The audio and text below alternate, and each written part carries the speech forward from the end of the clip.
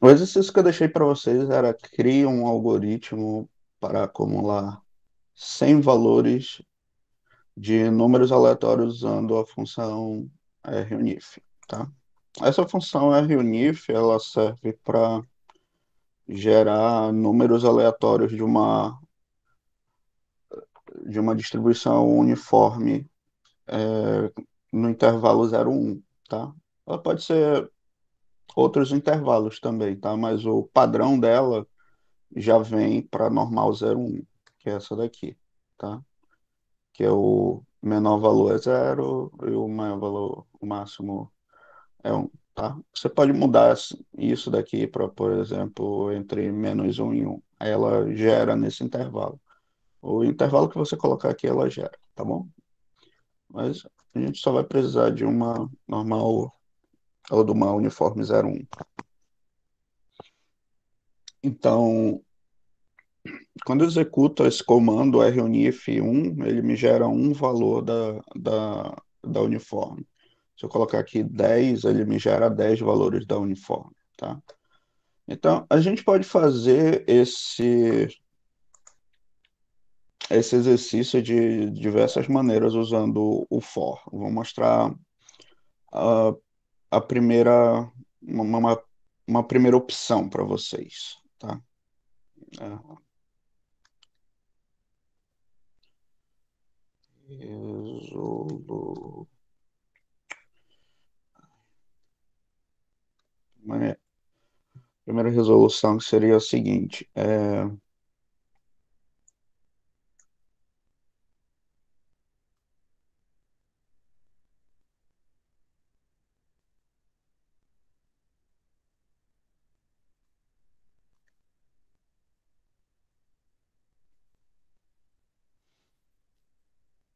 Bom, toda vez que eu executo essa função runif1, eu gero um número. Então, eu quero acumular 100 valores desses são gerados aleatórios, tá? Aqui eu mostrei um exemplo para vocês de como criar um acumulador, né? Você começa aqui identificando quem é um acumulador, configurou for para um número de um vetor aqui para o i acumular e ok.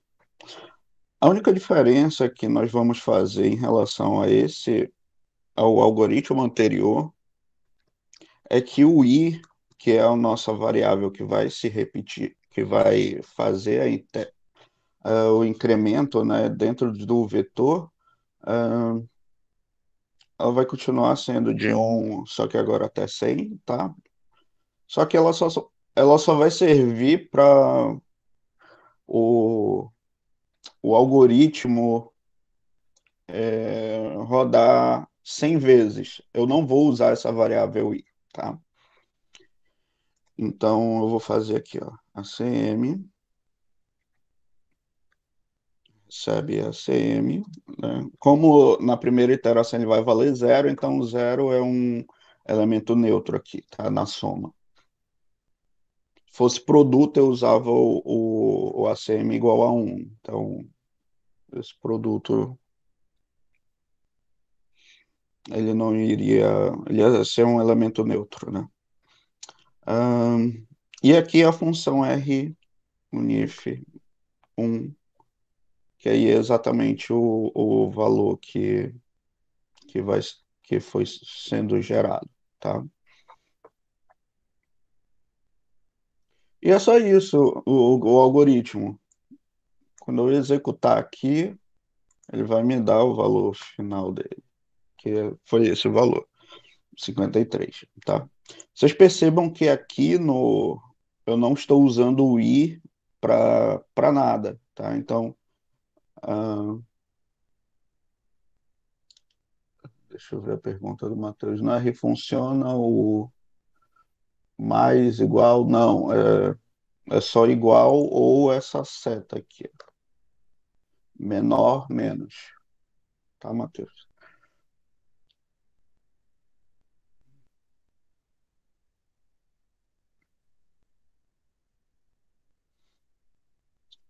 Uma outra forma de fazer isso daqui é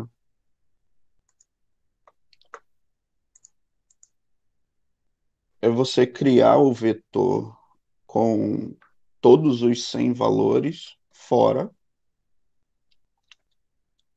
Então, usando aqui a função runif, quando eu coloco 100 aqui no lugar do 1, eu vou criar 100 valores de uma distribuição uniforme 0,1, tá? E aí o que eu preciso é só somar esses valores. Então, eu posso criar aqui um for com i. O i, eu posso colocar ele dentro do... ele assumindo os valores do vetor que eu gerei, tá? Na verdade, eu vou chamar isso de u também. E o nosso acumulador da mesma forma. Ele é zero. O meu acumulador vai ser ACM mais U.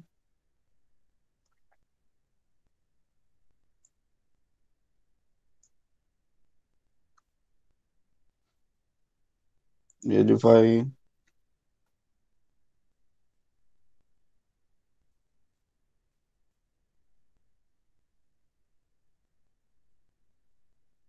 Ah, desculpa. U é um vetor, então eu tenho que colocar aqui, ó. Não é nem U, é I, tá? Porque o I está assumindo valores em U. Então eu coloco o I aqui. Foi um erro total meu. Pronto, tá? Então, tem essas duas formas simples de se fazer. A forma usando funções, ela é mais simples ainda,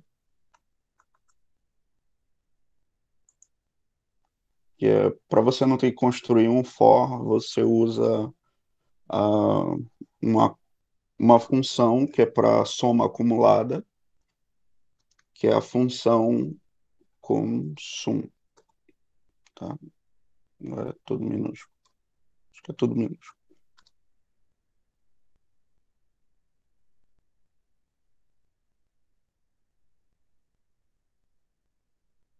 É. E aí você gera aqui, ó, runif,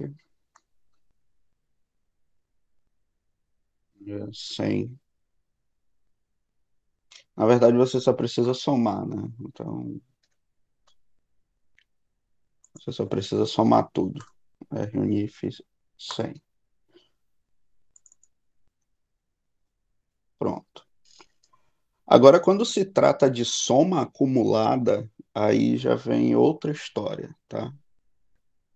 Vou colocar aqui um exemplo. Deixa eu ver qual é o exemplo 4, 5. Seria o exemplo 6.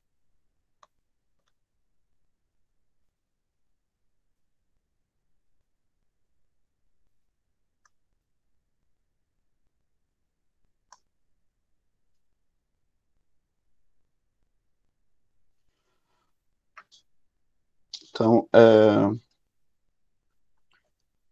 fazer uma soma acumulada de 100 valores aleatórios,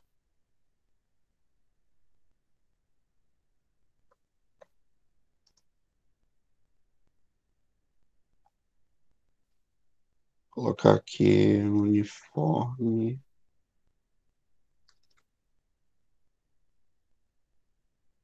010, tá?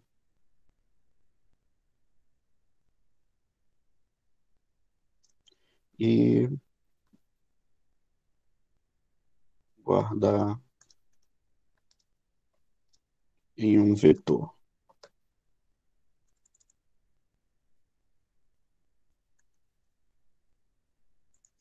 Então, agora, para cada iteração, eu tenho que guardar o valor que foi acumulado ah,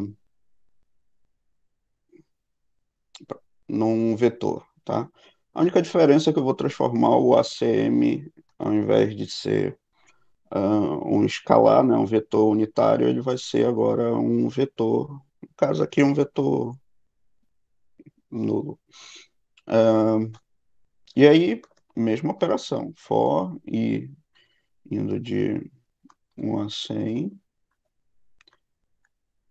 Agora a diferença é que para cada iteração eu vou guardar a soma acumulada ah,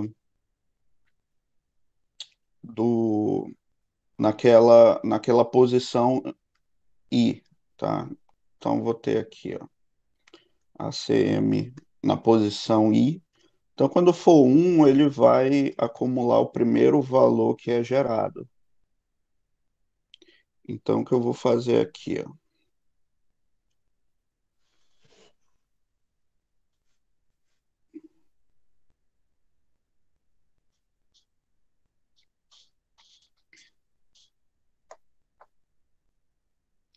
é,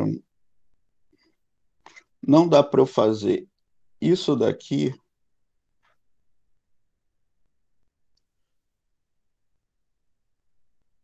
porque quando ele chegar aqui não vai ter nada, tá? Imagine que o ACM é um vetor, ele no final ele seria um vetor assim, ó,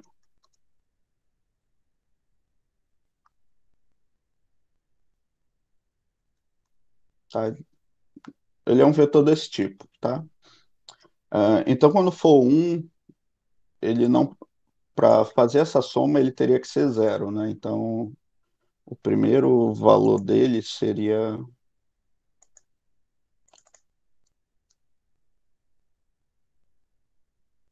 zero, tá? Esse é o nosso vetor. E aí quando ele somar, ele vai guardar nesse um aqui, tá? Ele vai gerar esse valor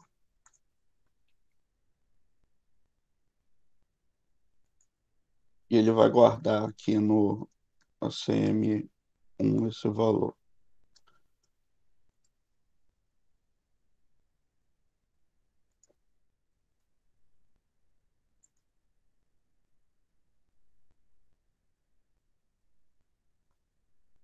Só que quando o i for igual a 2, i é igual a 2, ah, esse valor aqui não vai existir no vetor, então ele não vai conseguir executar essa soma, tá? O que na verdade eu deveria fazer é somar esse valor que eu estou gerando com o valor anterior, que foi o valor gerado na primeira iteração. Então, vou colocar aqui, por exemplo, i menos 1. Tá? O i é 2, e menos 1 ele vai ser igual a 1, que vai ser igual ao valor que eu gerei na outra iteração. E aí, somando aqui, vai dar certo. ACM, tá? E assim eu posso seguir para o restante do algoritmo. O único problema aqui é que quando o i for 1, isso daqui vai ser zero. Diferente de outras linguagens, os vetores no R eles não começam da posição zero, eles começam da posição 1. Então não vai existir essa posição aqui, ele vai dar erro. Se eu tentar executar isso daqui,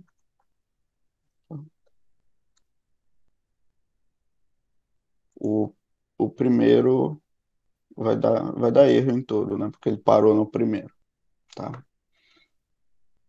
Ele deu um erro nisso daqui. Ó. Então, como é que a gente contorna esse problema? A gente pode fazer o seguinte, ó. Isso sem usar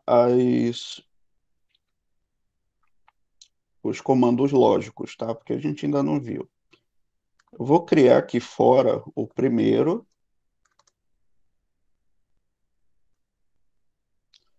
valor desse vetor, dessa sequência. E aqui no 1, no i, ele não vai mais começar do 1, porque eu já fiz o primeiro valor aqui do meu vetor.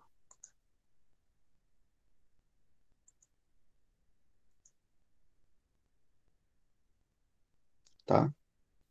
Ele já tem o primeiro valor, então eu vou começar aqui, na verdade, do 2, porque eu já fiz o 1, tá? A primeira iteração. Então, fazendo o algoritmo dessa forma, eu consigo resolver o problema que eu queria. Então, ele começa gerando esse valor, aí ele gera um próximo e soma com esse valor aqui, tá? Como o valor anterior sempre vai ser o total da soma acumulada, vocês vão vendo que eu não preciso ficar somando todos os outros, né? Todos os outros valores gerados, tá? Eu só preciso somar com o anterior, tá? Ahn,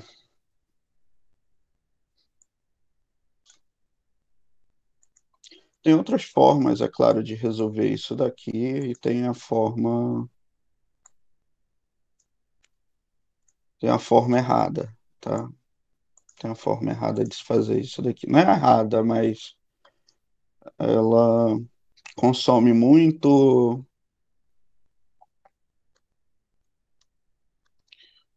operadores, tá? E fica um algoritmo bem mais pesado,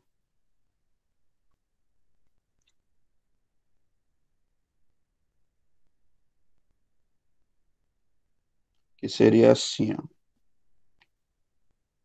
Primeiro eu vou gerar um vetor com todos os 100 valores gerados, tá? E aqui não é reunif, não, é de 0 a 10.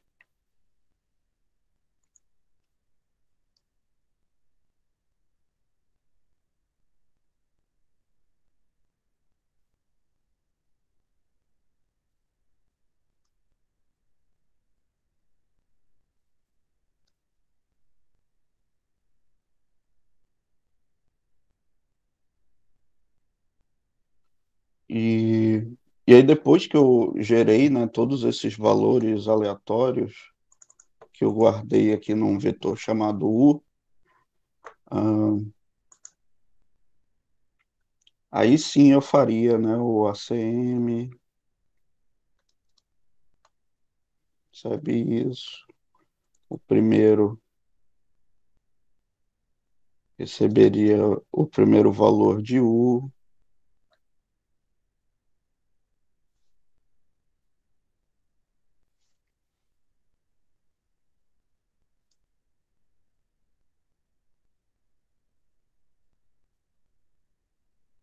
vou começar do 2,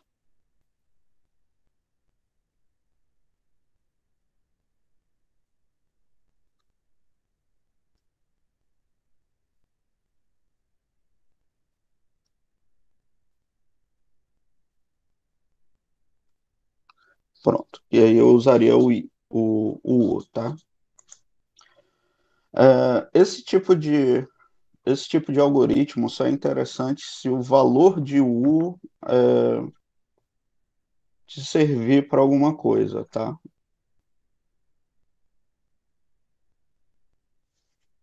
Se você quiser guardar esses valores de U.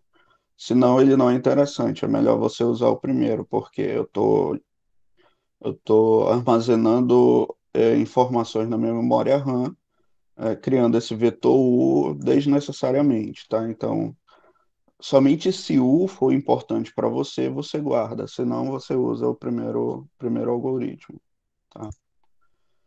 Aqui também eu não preciso usar dois for para isso. Basta eu usar um.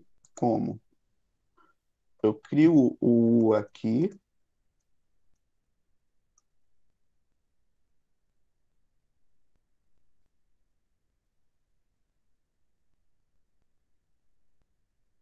Deixa eu fazer isso numa outra resolução que é para vocês poderem comparar depois. Eu vou criar o U aqui. O primeiro valor de U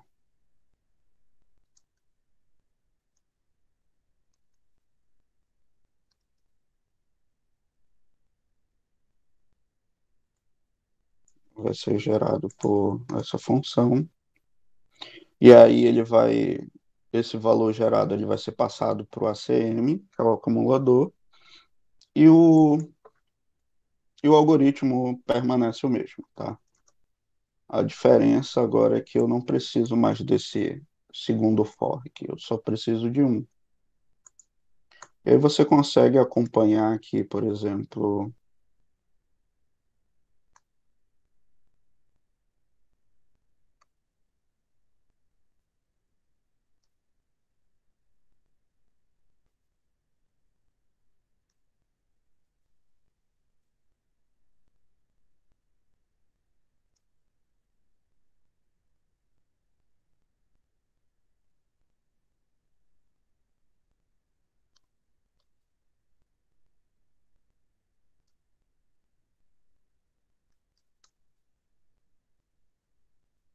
os valores, né, a cada iteração.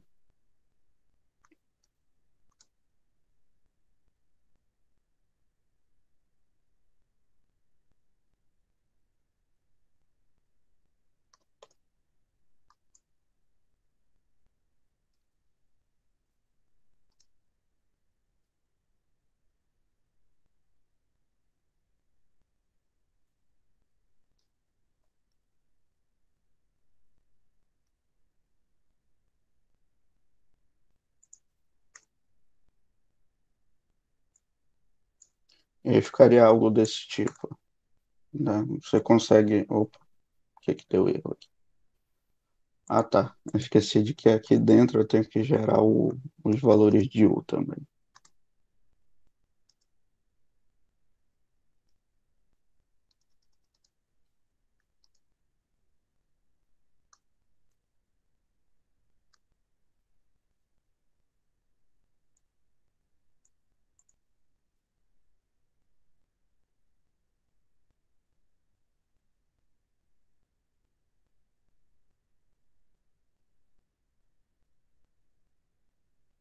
Eu acho que tem alguma coisa bugada aqui. Ah, eu coloquei um aqui, aí, de novo. Ah, agora sim. Ó. Então aqui você consegue ver, né, o valor de U que é gerado e o valor acumulado, tá? Você consegue fazer esse tipo de coisa. Hum, mas como é que eu faço isso de verdade assim no R sem ter que usar for nem nada, tá? A gente usa a função de soma acumulada. Então aqui eu vou gerar o nosso ACM e vai receber a função consumo que ela é para exatamente soma acumulada, tá? E aqui eu insiro o vetor que eu quero que ela faça a soma acumulada. Nesse caso vão ser 100 valores de uma uniforme 0,10. Então tenho aqui, ó, todos os valores acumulados de uma uniforme 0,10, tá? Simples assim, ao invés de usar tudo isso, eu uso em uma linha só e acabou. Passa. Ótimo. Ok? Ah, outra solução seria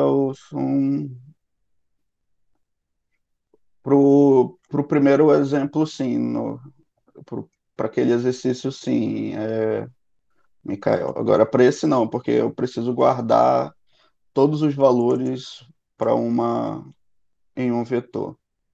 É igual quando a gente tem uma tabela de frequência. Deixa eu ver aqui. Ó.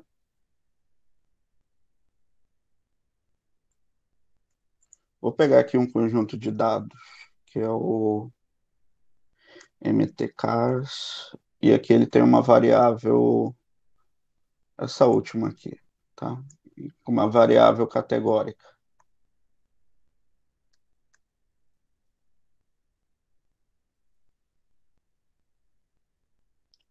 E aí eu quero, por exemplo, calcular a soma dela. Quer dizer, fazer uma tabela de frequência disso. Eu uso a função table para isso. E aí eu tenho aqui, ó, a soma não, a frequência, tá? Aí se eu quiser construir aquela tabela de frequência acumulada, aí sim eu uso a função com sum disso daqui, ó. Aí sim ele faz aquela frequência acumulada, tá?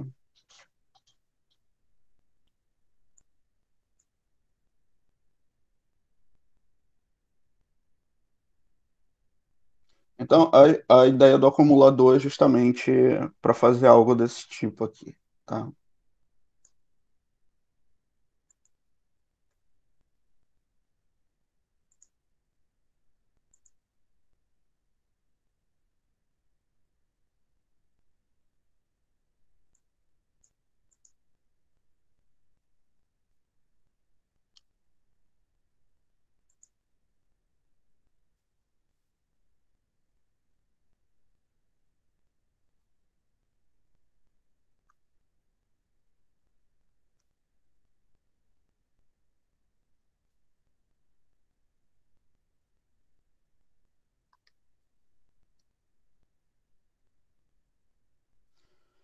Ahn, Vou dar um exemplo aqui de uma coisa que eu já trabalhei na vida e que eu precisei elaborar algo desse tipo, tá? Ahn,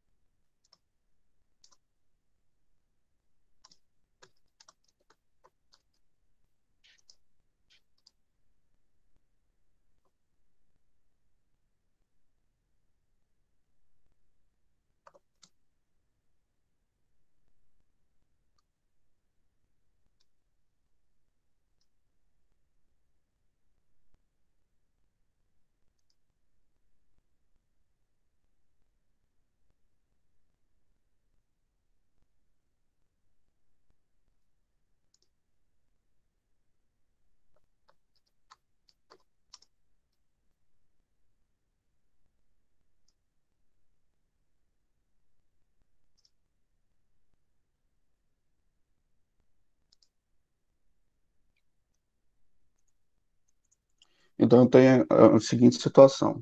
Ahn, uma fábrica, vai, ela faz um teste num produto eletrônico que ela produz, tá? Vamos imaginar uma TV, tá? Essa fábrica produz TV.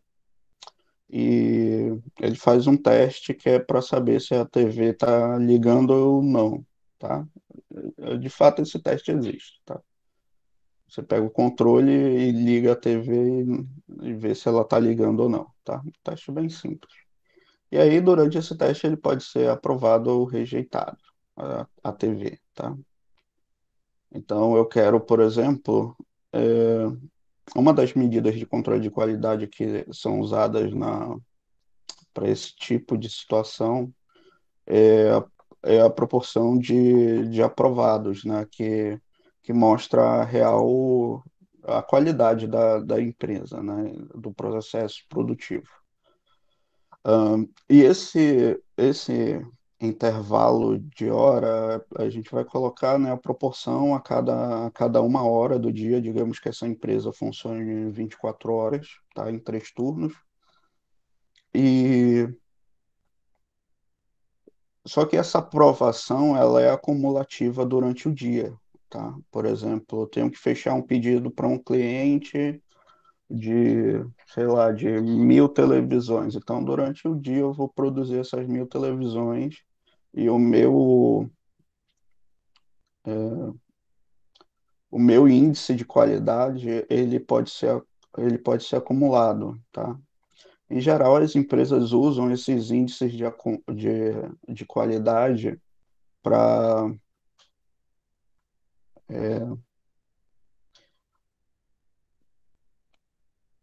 como indicadores para o time, né, de pessoas lá que estão responsáveis por uma determinada tarefa ou um setor. E isso implica diretamente em alguns benefícios que a empresa dá, como, por exemplo, a participação nos lucros, tá? Isso de fato acontece.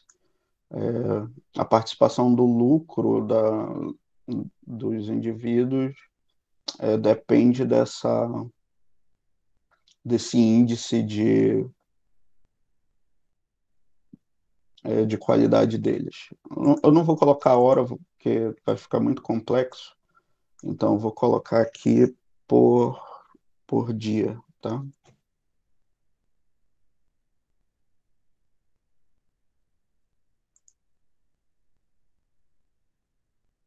Primeiro eu vou criar o nosso banco de dados para a gente.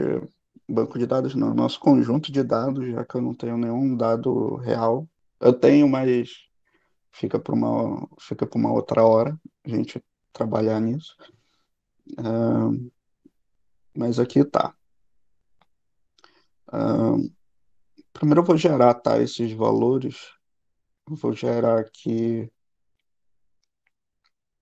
os dias do mês.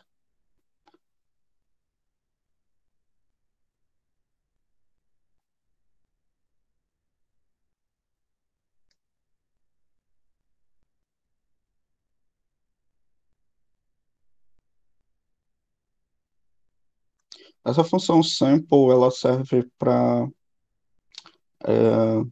criar uma amostra aleatória a partir de um vetor. Então, eu vou criar aqui a partir de um vetor de 1 até 30, que serão correspondentes aos dias, né, do mês. Digamos que esse mês tenha 30 dias. E aqui eu coloco quantos valores eu quero retirar desse vetor. Então, eu vou colocar aqui 10.000, tá? Consequentemente, já que esse número de elementos aqui é menor do que o número de valores que eu vou retirar, então é claro que essa amostragem ela tem que ser com repetição. Então, o argumento replace aqui dessa função, ele vai ter que ser igual a true, tá? Para ele poder fazer isso. Então, aqui, ó, dias. Então, ele me gerou aqui vários, né? Só que eu quero que isso esteja ordenado. Então, eu vou ordenar usando a função sort. A função sort ela serve para ordenar de forma crescente, tá? Um vetor, tá? Ela também ordena de forma decrescente. É só você colocar o argumento. Tem um outro argumento dela. Cadê? Tá aqui, ó, decreasing, tá? E O, o padrão dele é falso, né? Não, é decrescente, falso. Então ele vai fazer crescente. Se você colocar o decreasing igual a true, ele vai fazer decrescente, tá?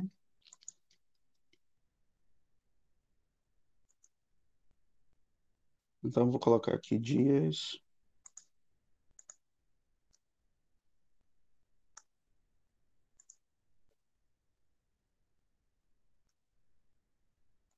Pronto, aqui ele já ordenou tudo, tá? Ah, Cada valor desses 10.000 vão ser 10 televisões. Consequentemente, eu vou ter 10.000 TVs onde elas vão ser testadas e eu vou ter o resultado do teste, se foi aprovado ou não, tá? Então, vou chamar aqui de result, o resultado dos testes, que eu vou gerar a partir de uma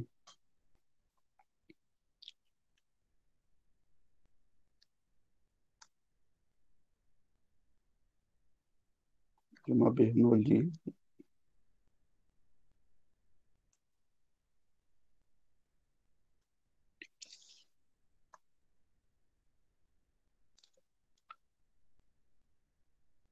Não tem uma função para Bernoulli, tá? Só tem a função da binomial.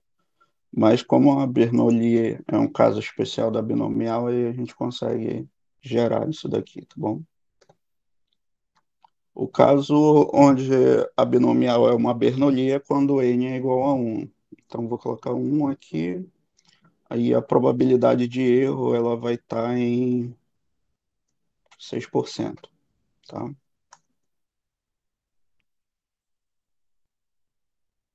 Desculpa, é RB não.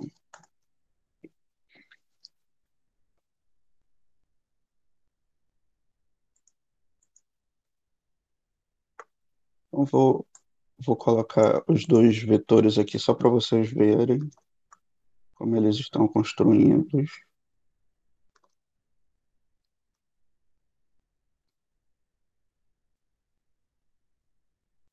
Então, tá aqui, ó.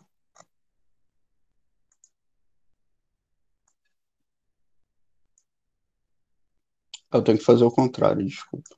É 94 aqui. Que o 1 vai representar sucesso e o 0 fracasso, tá? Pronto.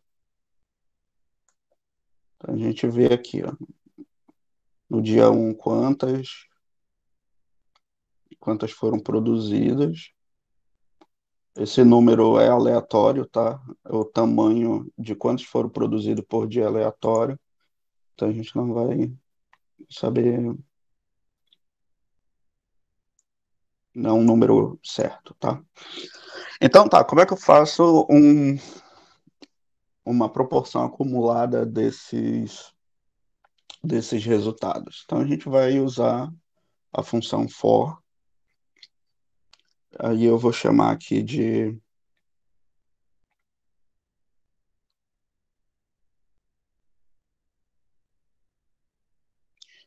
o indicador de performance, tá, do time.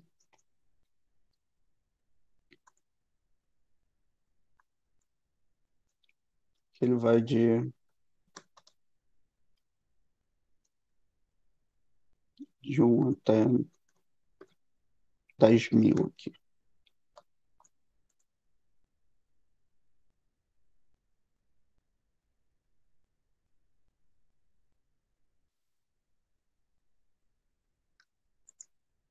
Bom, agora vem um pouco do nosso conhecimento sobre manipular objetos, tá? Como o número de resultados aqui, o número de dias, ele não é fixo, se eu pedir um table, vocês vão ver que não é a mesma quantidade que é produzida por dia, tá? Cada dia é produzido uma quantidade diferente, então não tem como a gente saber quantas foram produzidas em cada um dos dias, exatamente, tá? Então, o que que a gente vai fazer? A gente vai selecionar os valores que estão aí dentro, tá?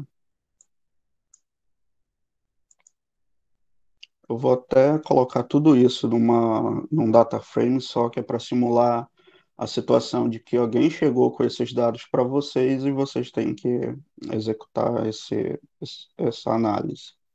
Então, vou chamar aqui de dados mesmo, que ele vai ser um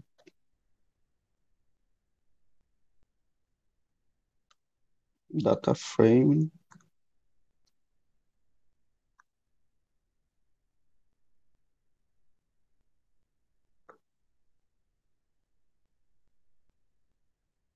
Eu tô esquecendo que eu tô programando eu fiz um monte de besteira aqui. Tá, depois eu conserto. Eu tô programando no Markdown. Então, ele tá entendendo tudo isso como texto. Mas tá bom, não tem problema aqui não, pra gente. Então, vou fazer aqui, ó, dia, que foi o dia em que o produto foi produzido, e teste vai ser o resultado do teste aqui, que vai ser o result.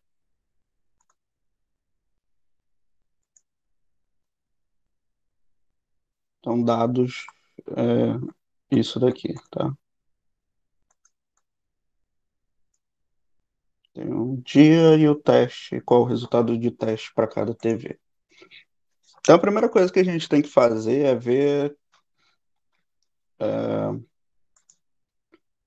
quais as TVs que foram produzidas no dia. Então, vou usar aqui conjunto de dados,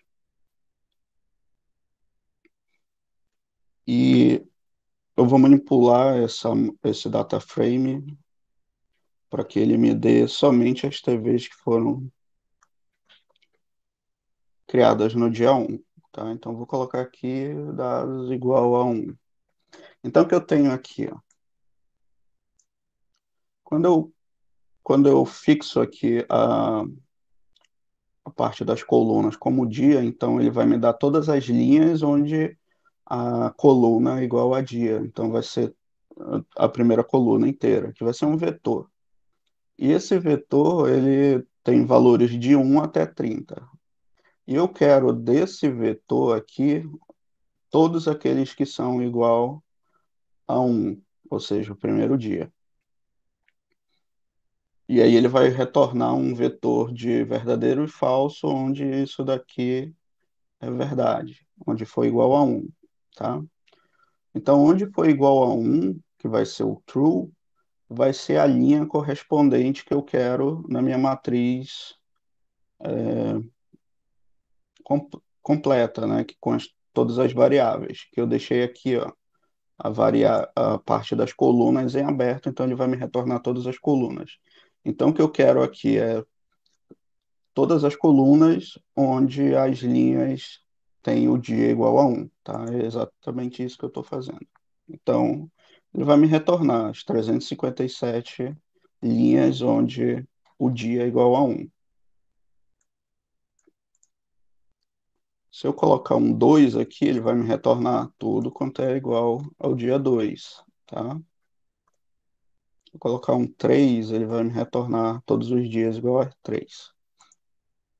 Então, eu vou usar essa lógica para fazer o seguinte. Isso daqui para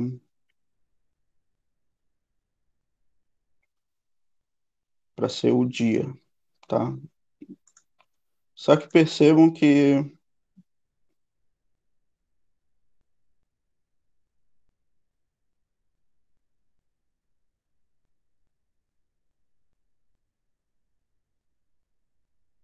só que aqui são 10.000, né? Então, calma aí. Não, não é até 10.000, tem que ser no número de dias, né? Então, eu sei que o número de dias é 30. Então, não vai ser esses 10.000, não, tá? Então, aqui eu tenho. Que eu não preciso do D, é o I, é o próprio I, tá? Então, quando o I for igual a 1, ele vai me retornar. Só que eu não preciso da primeira coluna porque ela é igual ao número i, tá? Então não me interessa tanto. Então eu quero só da segunda, que é isso daqui. E aí eu preciso do quê? Da proporção de 1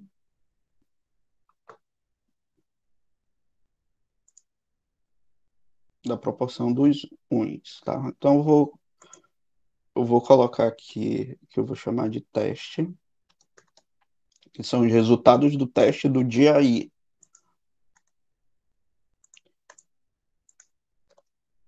Então, o teste vai ser isso aqui, ó.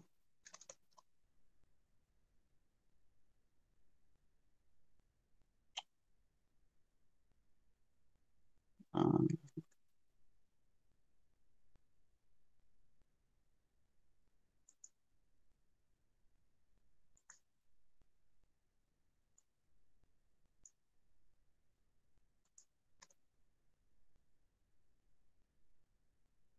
pronto, tá? Agora, como é que eu conto quantos são iguais a um e quantos são iguais a zero, tá? Naturalmente, você ia pensar em fazer o seguinte, ó. Teste, vou fazer um table aqui, certo? E eu vou pegar o table quando é um aqui. Opa,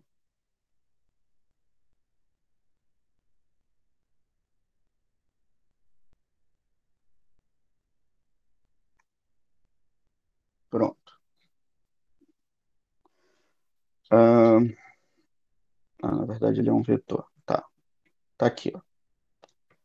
O problema de eu usar isso daqui, a função table, é que, por exemplo, eu posso ter um dia onde eu tenho todas as TVs aprovadas, né? Tudo igual a um.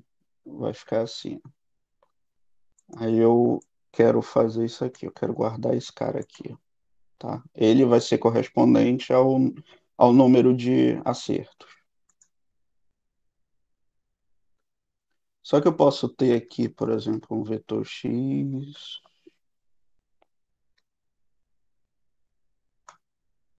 aqui, 300 TVs onde elas passaram no teste, tá? Então, quando eu fizer o table de x, ele vai me dar assim. E quando eu pedir a segunda posição, que seria correspondente ao 2, vai dar esse erro, tá? Esse tipo de erro ele vai acontecer tanto para o 0 quanto para o 1. Então, não é interessante a gente usar a função table. A gente precisa usar uma função mais específica. E aí que a gente usa aquela função que a gente já viu, que é a função which, tá?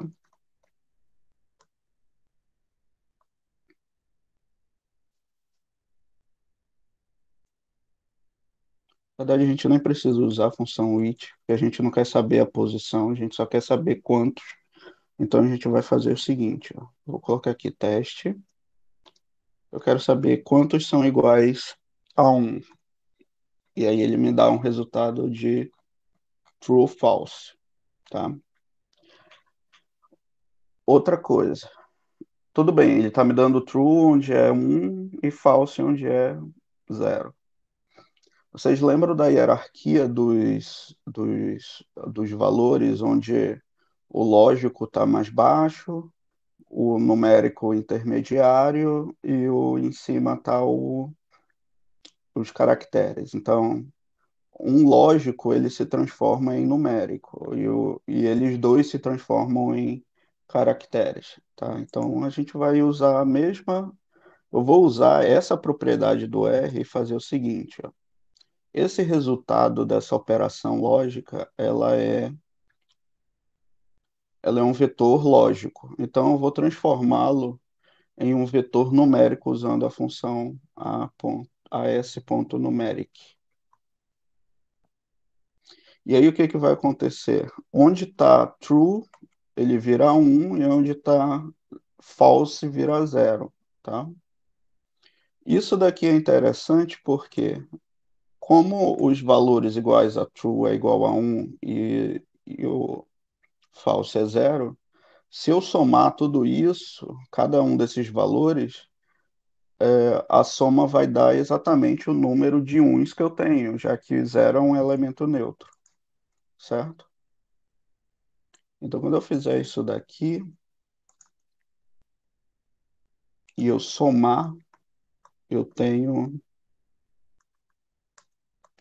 o número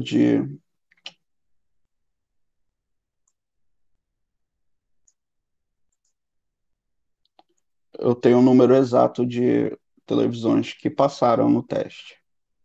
Agora, quanto é a quantidade de televisões que foram testadas?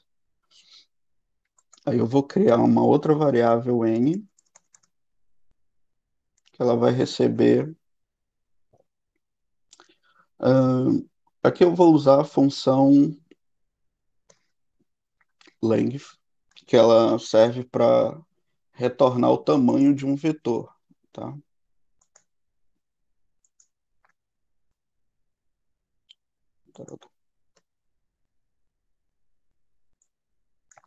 Então aqui, ó.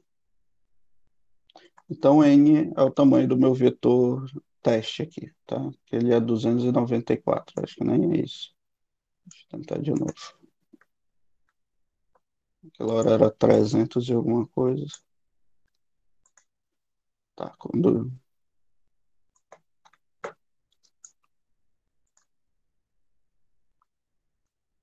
ó, 357. E essa soma aqui me dá o número de televisões que passaram no teste. Então, se eu dividir a quantidade das que passaram pelo total, dividir por N, eu vou ter exatamente a proporção de aprovações. Então, nesse dia aqui foi 94, tá? E aí eu vou salvar no meu vetor, que é o indicador,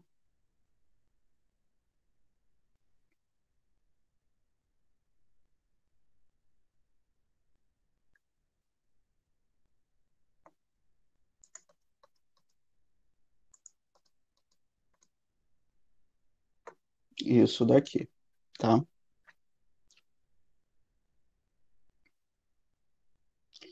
E no final eu vou ter as proporções por dia.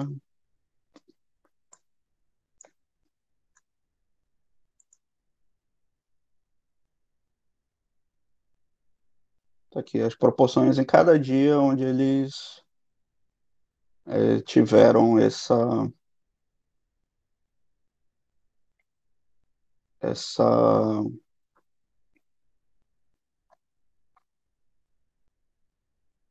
essa taxa, tá? De, de crescimento, de aumento. Mas eu não quero ver isso, eu quero ver ao longo do mês. Por exemplo, no dia 2 eu quero que some a produção do dia 2 com a do dia um com a do dia 2 e eu calcule a proporção. No dia 3 eu quero que acumule do dia um até o dia 3 e veja a proporção e assim por diante. Porque pode ser que no meio que pode ser que eles melhorem a, os indicadores dele ao longo do mês, né? Então, geralmente, assim, na prática, os primeiros dias e os últimos dias do mês são os piores, tá?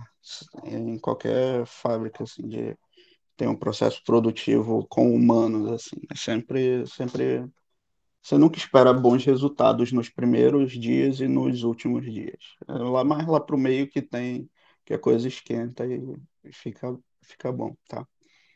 Então, esse tipo de análise é interessante, tá? Não só interessante como ela é feita. Então, agora eu já tenho esse algoritmo que calcula por dia. Agora, como é que eu faria para ele retornar ah,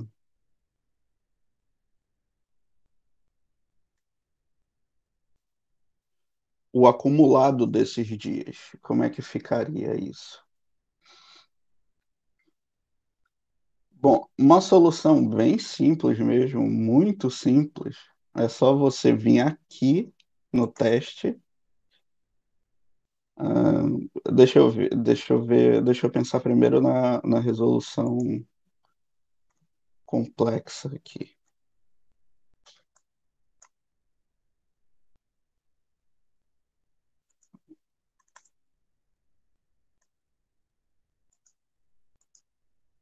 É isso aqui que eu estou esquecendo de fazer, tá?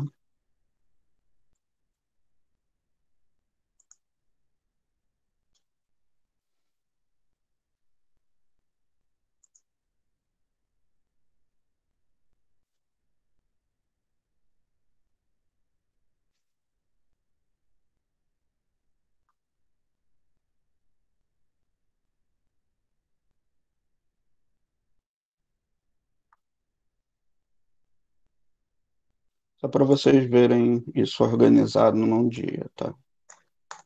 Então aqui. Ah, droga.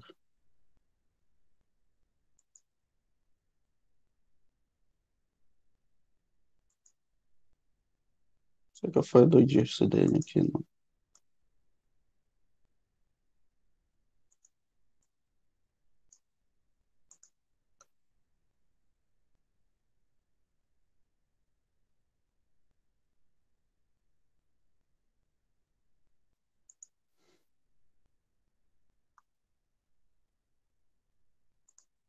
Fazendo bobagem.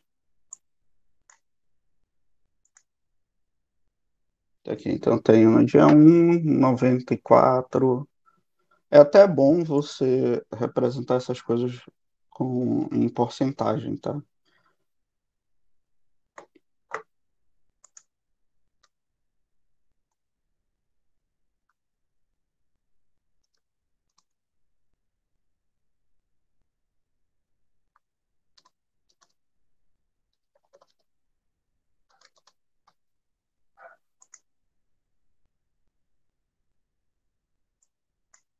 Ah, ele mostrou aqui, ó, bonitinho. Tá, então dia tem o indicador aqui, você pode ver por dia, tá? Ok, mas agora eu quero esse acumulado. Como é que eu vou fazer?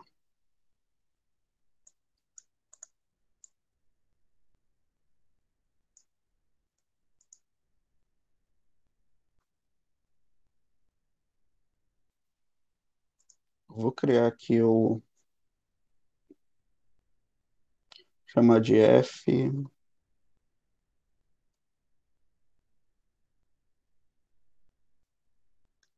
maiúsculo, porque a gente está acostumado lá em probabilidade com F maiúsculo representar a distribuição acumulada, né? Então vou usar aqui a mesma coisa para a gente usar como referência. Tá, então como é que eu transformo esse algoritmo para ele calcular esse indicador aqui acumulado?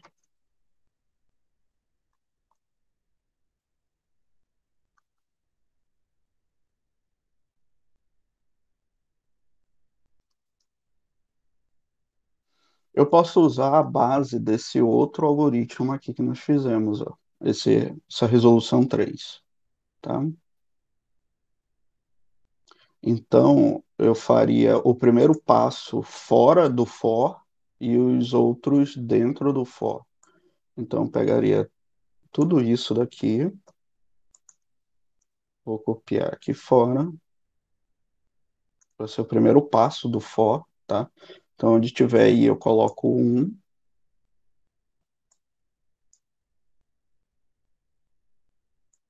e o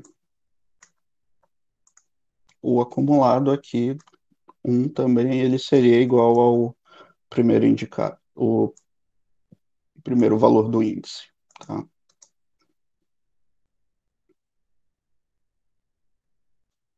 Ahn, isso vai estar certo? Não, porque ele vai só somar essas proporções, então isso daqui não vai dar certo. Então esqueça esse caminho. A gente tem que pegar os valores anteriores. Então deixa eu ver aqui.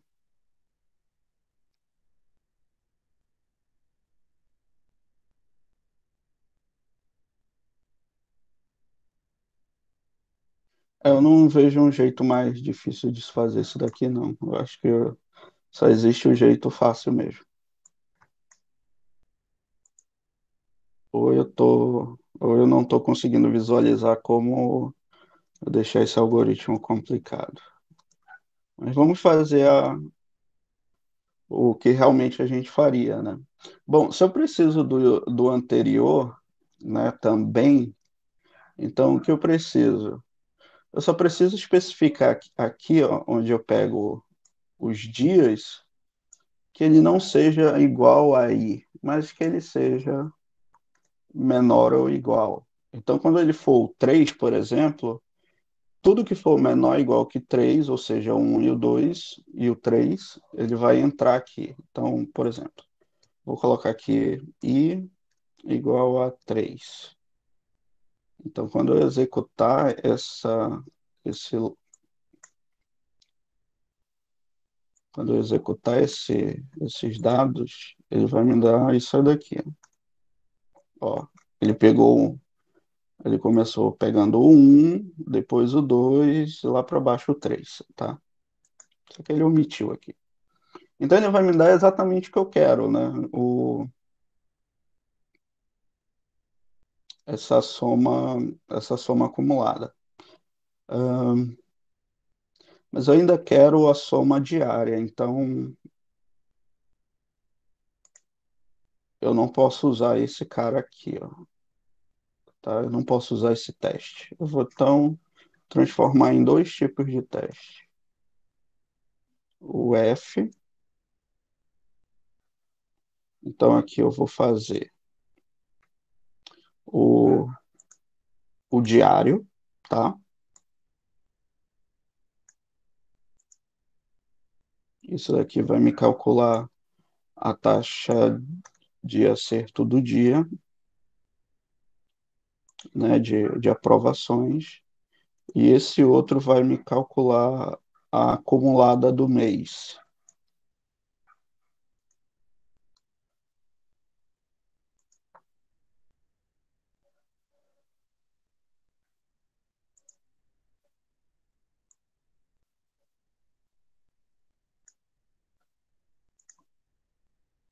Eu vou chamar aqui de FN, e aqui é um F-teste. Pronto, então, aqui o primeiro ele está fazendo o diário, e ele vai salvar aqui o indicador diário, e aqui ele vai me dar o acumulado do mês, tá? E eu vou salvar isso aqui, colocando aqui multiplicar por 100 vai ficar uma porcentagem. Então, executando isso aqui,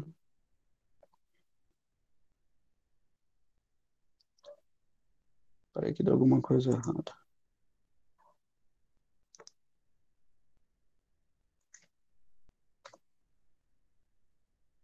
Ah, tá. Aqui não é teste, é F-teste.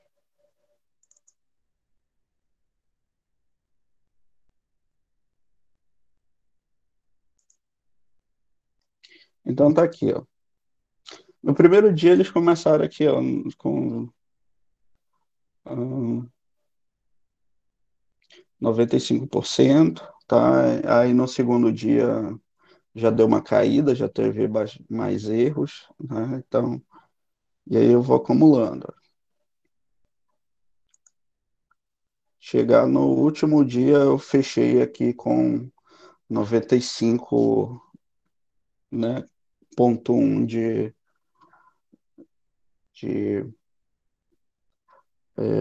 como é a minha taxa verdadeira, né?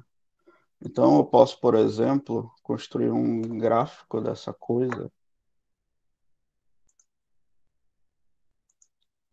Vou chamar isso daqui de é,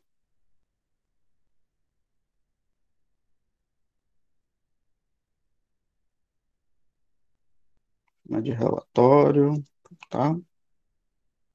Eu posso, por exemplo, fazer um gráfico disso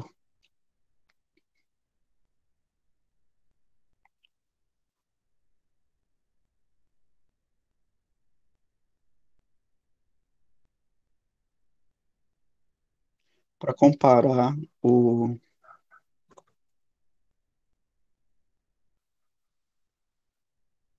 a primeira com a segunda. Então, primeiro aqui vai ser relatório 2. Aqui eu quero que seja do tipo linha e com a cor vermelha. Opa.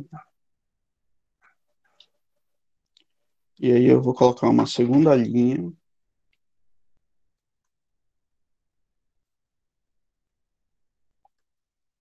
E aí vai ser o valor acumulado. E a cor dela vai ser verde, tá?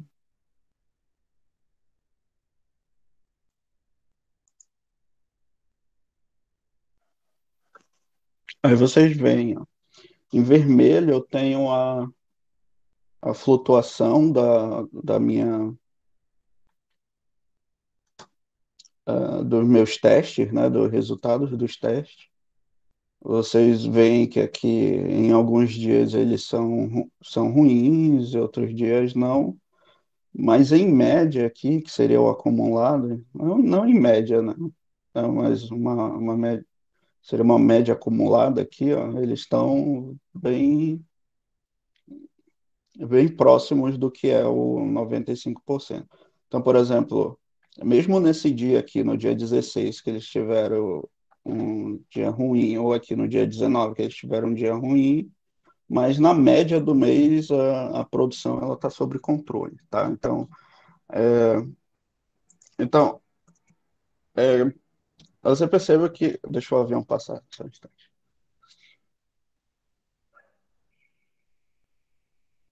Então vocês percebem que com uma coisa simples a gente consegue extrair informação interessante, ó. Então eu tenho aqui a variação dos meus testes. Parece grande, mas não é, ó, porque os limites estão aqui, ó, entre 93 e 96, então tem um limite aí de tamanho de tamanho 3, tá? Não é tão grande assim. Ah, e eu tenho aqui em verde a minha, que seria a minha proporção, né, do indicador geral. Então, vocês veem que, apesar de parecer que um dia ou outro as coisas não estão indo bem, que o processo produtivo está descontrolado, mas, na verdade, ele é um processo produtivo controlado, tá? Inclusive, você consegue colocar aqui, já que eu já entrei nesse mérito, a gente pode criar aqui, por exemplo, o que a gente chama de gráficos de controle, tá? De controle de processo. Você pega aqui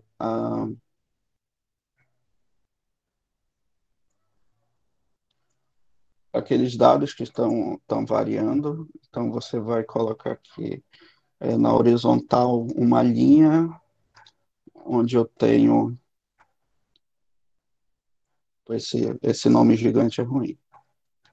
Eu vou chamar isso aqui de P, tá? Então você pega aqui, ó, a média de P menos o, o valor da normal 0,1, é,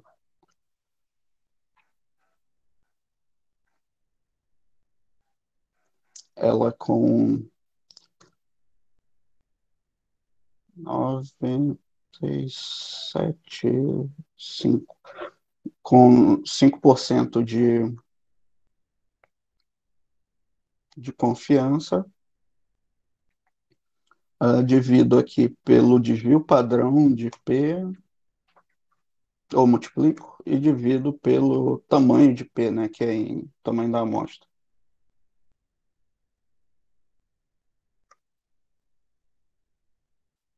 E aí eu vou colocar uma cor,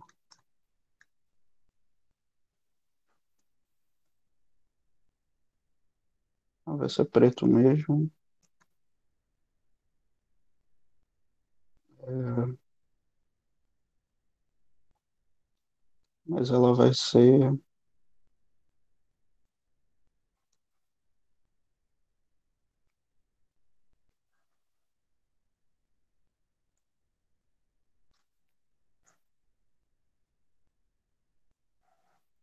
ela vai ser pontilhada. Aí eu faço esse é o limite inferior, né, de de uma carta de controle. E aqui eu colocaria um mais, eu teria a carta de controle aqui do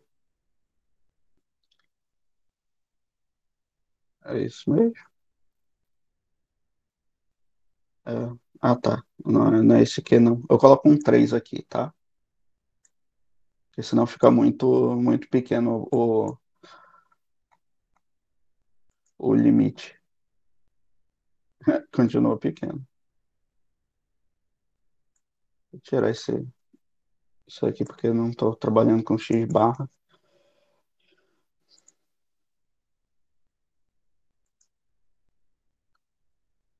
Ué, agora sumiu.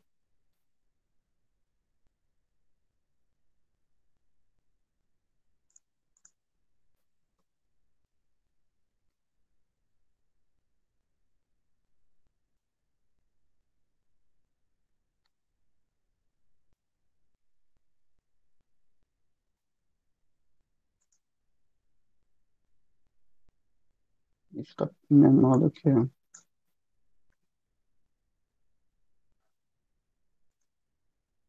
Pronto, então. ah, Pô, mas ficou muito esquisito. Vou colocar um. Acho que 85 vai ficar legal.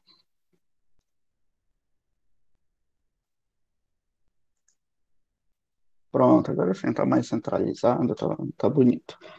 Então, o que que eu tenho nesse gráfico? Essas linhas, elas são chamadas de limites de controle, tá? Quando a gente pega uma empresa que ela tem, por exemplo, processos de Seis Sigma, a ISO 9001, eles implantam esse tipo de controle, né? Qualquer processo dentro da empresa, ela segue esse controle do Seis Sigma. Seis Sigma é justamente porque eu tenho aqui, ó, mais três desvios padrões e menos três desvios padrões. Então, da linha inferior até a linha superior, eu tenho seis desvios padrões. E como a gente representa o desvio padrão pela letra sigma minúscula, né, do alfabeto grego, aí, aí recebe o nome de seis sigma, tá? E aqui no meio eu tenho a média do processo. Então, todo processo produtivo que tiver dentro dessa faixa aqui, ele é considerado um processo sob controle, tá? Você pode usar outras mais restritivas, colocar um 2 aqui, tá? Só que aí ele fica mais restritivo. Então, a 2 sigma, ele também ainda tá bonito, tá? Vai ficar direitinho. Agora, se eu colocar menos, aí não vai dar certo, não, tá?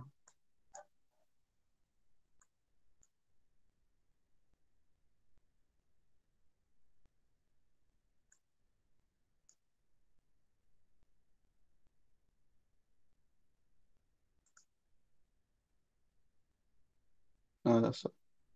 Vou colocar 92.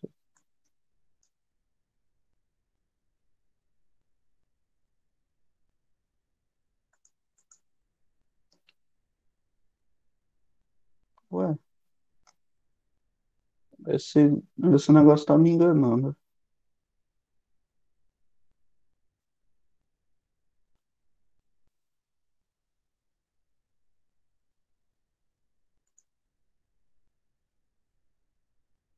Ah, porque tá em 91. Pronto. E aí sim, ó, você vê que mesmo nos dias ruins ele não sai do que era esperado. E o acumulado do mês você vê que ele tem uma tendência central aqui, tá? Então ele tá dentro do esperado e tá trazendo o resultado direitinho. Então, esses são indicadores que vocês podem ver por aí dentro da área de qualidade, tá? Isso você aplica em quase todos os setores de qualquer empresa, tá? Seja ela fábrica, assim, produz produto, né? Mas você usa isso daqui também, por exemplo, para medir desempenho de vendedores, de desenvolvedores. Então, isso é aplicado em diversas situações. Então, veja só, é um algoritmo aqui para eu fazer acúmulo. de coisas, né? Mas que eu tenho uma aplicação muito boa para ele que vai ser útil para mim no futuro, tá? Então, mesmo parecendo um exercício bobo, ele é legal porque ele vai ter você vai acabar tendo uma aplicação boa para isso no futuro, tá? Ah, para encerrar, eu vou deixar como exercício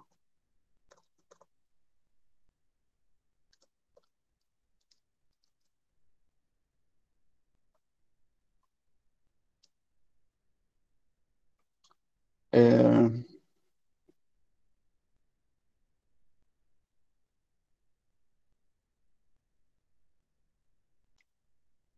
reproduzir o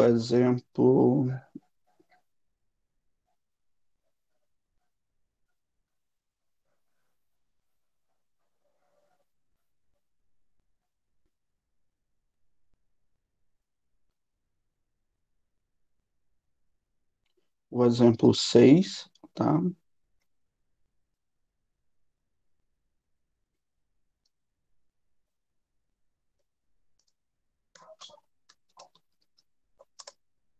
Usando a função while e, e repeat, tá?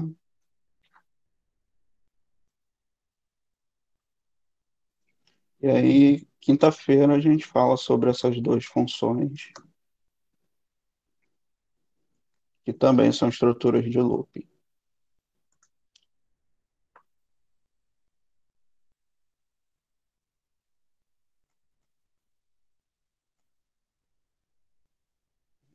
Parar de gravar aqui. Pronto.